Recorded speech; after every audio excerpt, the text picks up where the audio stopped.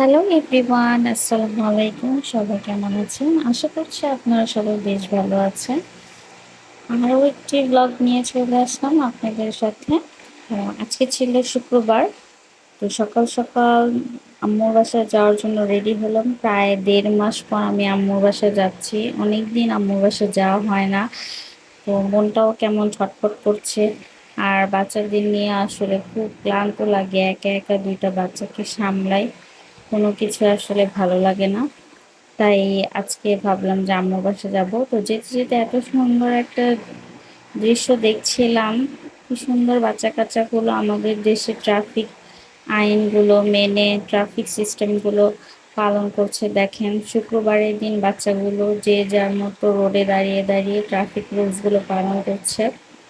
অনেক কষ্টের পর আমরা আমাদের এই দেশটাকে নতুন কিছু দেখার অপেক্ষায় আছি। হয়তোবা সামনের দিনগুলো আরো সুন্দর হবে। যতটা কষ্ট, যতটা আমরা ত্যাগ দিয়েছি, হয়তোবা এই কষ্ট ও ত্যাগের বিনিময়ে আমরা একটা সুন্দর জাতি হিসেবে নিজেদেরকে অন্য কান্ট্রিতে প্রতিষ্ঠিত করতে পারবো। সেটাই আমরা একসাথে মিলেমিশে করার চেষ্টা করছি।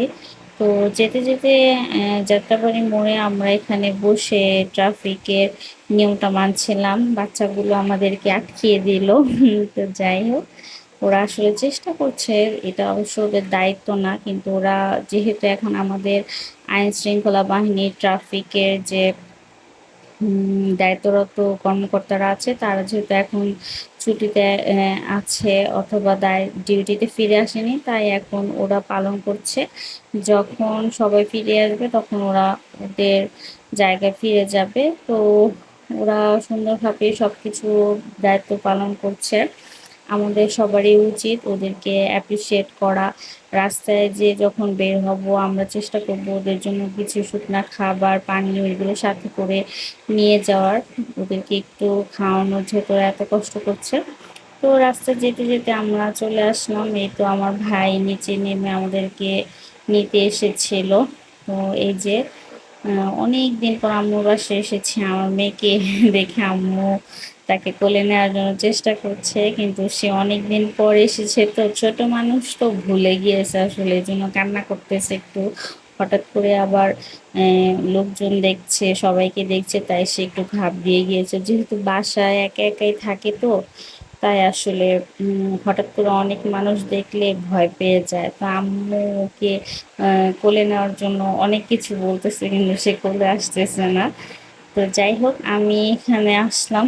এই তো ফাইনালি মার বাসা। আসলে মায়ের বাসা যে কতটা শান্তি কেবল একটা মেয়ে বুঝে। বিয়ের পর আসলে এই মায়ের বাসা মানে অনেক অনেক বেশি সুখের একটা, শান্তির একটা জায়গা মনে হয়। তো এসে দেখি আম্মু রান্না বান্না করে ফেলেছে।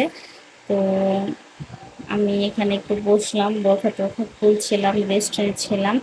আর এই যে তাদের আদরের মামা, দুইজন ঝাঁপিয়ে পড়েছে তার মামার উপরে। একটাই মামা, কিন্তু ভাগ্নি দুইটা। তো কি আর করার, মামা দুইজনকেই আদর করছিল। বেশি আসলে পাগল আমার বড় মেয়েটা। চরিত্রটা তো এখনো তেমন একটা বুঝে না। তো যাই হোক, মামাদের আদর ভালোবাসা আসলে সবার ভাগ্যে জুটে না। তো আলহামদুলিল্লাহ, আমার ভাই আমার দুইটা মেয়েকে অনেক আদর করে, আমার বোনের মেয়েটাকে অনেক আদর করে। ওদের আসলে জান হচ্ছে এই মামা। তো সব কিছু তুলে তুলে ফ্রেশ আমি খেতে বসে গিয়েছি। আম্মু এখানে পোলাও, মাংসের ডিম, তারপর বেগুন ভাজা, আলু ভাজা এগুলো করেছে। আসলে মায়ের হাতে রান্না কি যে শান্তি, কি যে স্বাদ। মানে মায়ের হাতে যদি ডাল ভাতও খাই, মানে মানে অনেক তৃপ্তি নিয়ে খাই। আমি প্রায় ১.৫ মাস পর আম্মুর হাতে রান্না খাচ্ছি। আসলে নিজে রান্না করতে করতে আর ভালো লাগে না। তো আম্মুর হাতে রান্না খেতে খুব ভালো লাগে আমার কাছে, খুব শান্তি লাগে আমার। তো রান্না, দুপুরের খাবারটা খাওয়ার পর আমরা বিকালে অনেকক্ষণ শুয়ে রেস্ট নিয়েছিলাম। তো সন্ধ্যাবেলা বললাম যে আজকে মুড়ি মাখা খাবো। অনেকদিন মুড়ি মাখা খাওয়া হয় না। আসলে মুড়ি মাখাটা সবাই একসাথে মিলে খেলে খুব মজা লাগে। বাসায় আসলে একা একা ভালো লাগে না, যেহেতু বাসায় আমি একাই থাকি সব সময়। আমার হাজব্যান্ড সবসময় বাহিরে থাকে, তো দেখা যায় ভাল লাগে না। আমি আমার শাশুড়ির বাসায় গেলে তখন আবার আমার শাশুড়ি আমরা সবাই মিলে মুড়ি মাখা খাই, তখন আবার ভালো লাগে। তো আজকে যেহেতু আম্মুর বাসায় এসেছি, তো ভাবলাম যে আজকে আমরা মুড়ি মাখা খাবো। তো এইভাবে আলু চপ, বেগুনি, পেঁয়াজু, টমেটো, কাঁচামরিচ, পেঁয়াজ সবকিছু দিয়ে মুড়ি মাখা খেতে অনেক মজা লাগে। তো আম্মুকে বললাম যে এগুলো সবকিছু নিয়ে আসো, আজকে আমি মুড়ি মাখিয়ে দিব।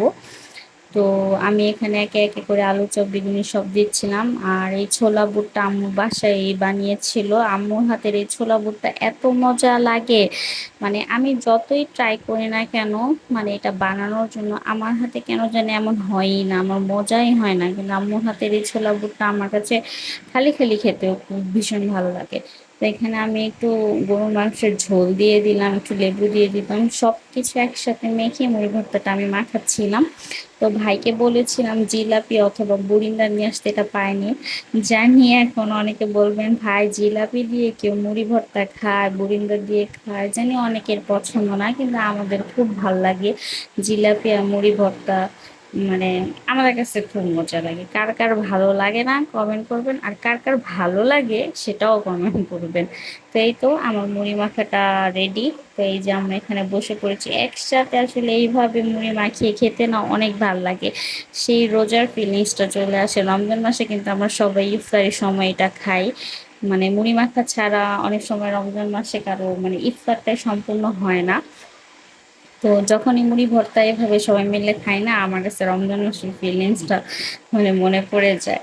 তো এই যে আমার মেয়ে খেলাধুলা করতেছে, সে তার নানাকে পেয়ে গেছে, আব্বু মাত্রই দোকান থেকে আসলো। এই যে তার নানা নাতনিদের ভালোবাসা, ওরে আমার মেয়ে দেখছেন ভিডিওতে, মা আমার আম্মুকে দেখে কিন্তু সে কান্না করছে, তার নানুরে দেখে কান্না করছে যাবে না। আর এখানে দেখেন কিভাবে সে তার নানার কাছে চলে গেল, একদম হামাগুড়ি দিয়ে। নানাকে সে ভুলে নাই, নানাকে ঠিকই মনে আছে। আমার বাবার হচ্ছে জান তার এই দুইটা নাতনি, এই নাতনিগুলো হলো তার জান। মানে কি বলবো, সে দোকান থেকে এসে ঢুকে ওদেরকে দেখে খুশি হয়ে গেছে। আব্বু আসলে ওদেরকে অনেক আদর করে। আমার বাবা আসলে মানে কি বলবো, সব সময় আমাদের দুই বোনকে নিয়ে অনেক চিন্তা করে। আমার দুই বোনের যে মেয়েরা আছে, আমাদের বাচ্চাগুলোকে নিয়ে অনেক টেনশন করে, সব সময় ফোন দিয়ে খোঁজ খবর নেয়, কিভাবে আছি, কেমনে করতেছি, মানে কি হচ্ছে না হচ্ছে সবকিছু আব্বু খোঁজ খবর নেয়। আর এরাও তাদের নানার জান, একদম নানা বলতে তারা সে অজ্ঞান। আর নানাও তাদেরকে মানে কলিজা দিয়ে একদম ভালোবাসে এরকম। তো আল্লাহ আমার বাবাকে সবসময় এভাবে সুস্থ রাখুক, ভালো রাখুক, যেন সবসময় আমার মেয়েগুলো আমার বাবার আদর যত্নগুলো পায়, আর আমরাও যেন সবসময় আমার বাবার ছায়াতলে থাকতে পারি। সব বাবা মায়ের জন্য সব সময় দোয়া রইল। তো ভিডিওটা কেমন লাগলো জানাবেন। আল্লাহ হাফেজ।